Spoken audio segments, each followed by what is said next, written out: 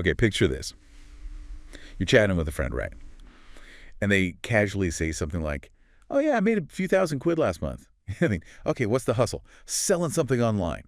Side gig. And they just go, nah, cleaning bins. Yeah, it sounds like a joke, doesn't it? Almost like completely unbelievable. Literally. But what if I told you it's actually, well, a real thing? That this really mundane service, cleaning wheelie bins, has been turned into this incredibly successful subscription business. We looked into one entrepreneur in the UK, apparently pulling in up to £10,000 a month. £10,000. Yeah.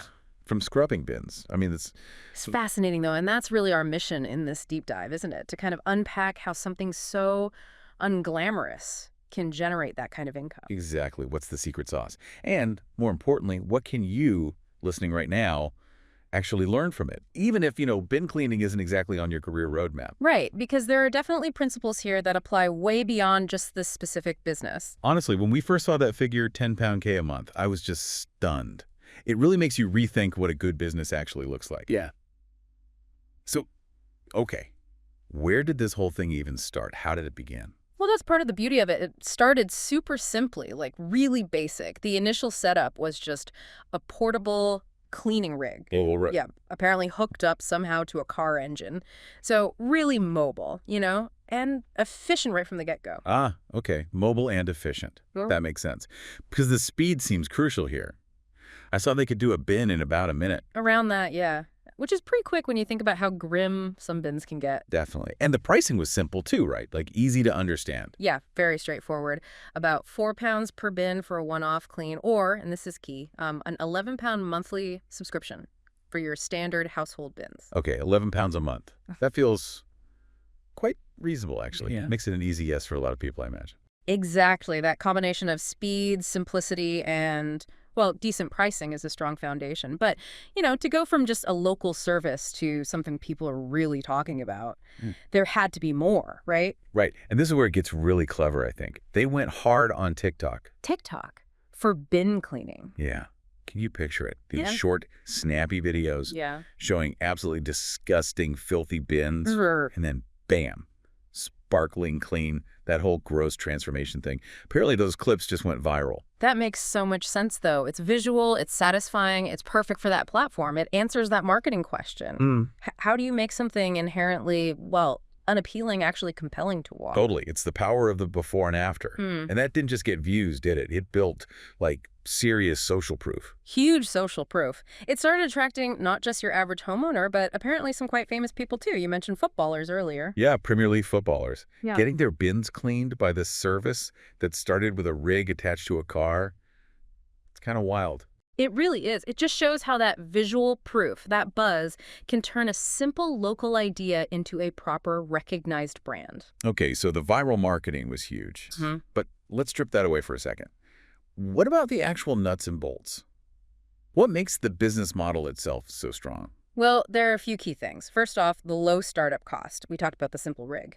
Basically, you need that, a vehicle, maybe some cleaning supplies, and a smartphone for the marketing. Right, so the barrier to entry isn't massive. You don't need hundreds of thousands in investment to get started. Exactly, which is great for anyone wanting to, just give something a go. But then crucially, it's built for repeat revenue, that £11 monthly subscription. That's the golden ticket, isn't it? Predictable income. People's bins get dirty every month or even more often, so they need the service regularly. Predictable cash flow. It's what so many businesses strive for. It gives you stability, lets you plan, and then there's the scalability. Well, think about it. Once you've got the system down, the cleaning process, the scheduling, the marketing, you can replicate it, right? You could hire another person, get another rig. And cover another neighborhood or even another town. Exactly. It's highly scalable and lends itself to localization. You could build it out team by team.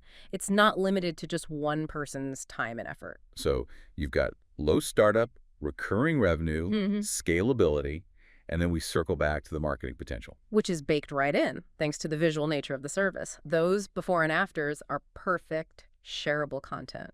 It almost markets itself once it gets going. Okay, so pulling all this together, what are the big takeaways for you listening to this? What lessons can we draw from this bin cleaning success story? I think the first one is huge. finding those overlooked problems, maybe even the slightly unpleasant ones that people just want sorted. Dirty bins. Yeah. It's a universal annoyance. Find a common problem. The people are genuinely willing to pay to make go away. Yeah, that makes sense. Look for the things people complain about, but maybe don't think there's a service for. Precisely. And then the second point is about building simple, reliable systems. That 1-minute clean. It's not just about being fast. It shows the power of having an efficient, repeatable process that applies anywhere. True, streamlining things. And third, leveraging that visual social proof. We saw how powerful TikTok was here, but even without going viral, showing clear results, the before and after builds trust and desire like nothing else. It's proof you deliver. Makes sense. People want to see the transformation. And fourth, the power of recurring models. That subscription wasn't an accident. Absolutely not. Turning a one-off service into a recurring subscription creates that stable income customer loyalty. It's a fundamental business principle, really. Right. And finally, Maybe that even a seemingly basic niche service can attract premium customers. Once you build that trust, that brand recognition, like with the footballers, it shows you can elevate almost any service. It's not just about price, it's about reliability and reputation. okay, those are some really solid takeaways. But thinking beyond just cleaning bins, this model feels like it could be applied elsewhere, couldn't it? What are some potential expansions or twists? Oh, definitely. You could easily pivot to eco-friendly options, for example. Use plant-based cleaners, maybe water recycling systems that could appeal to a whole different market segment. Good point. Or just expand the services offered, Yeah. right? If you're already there with the pressure washer. Exactly.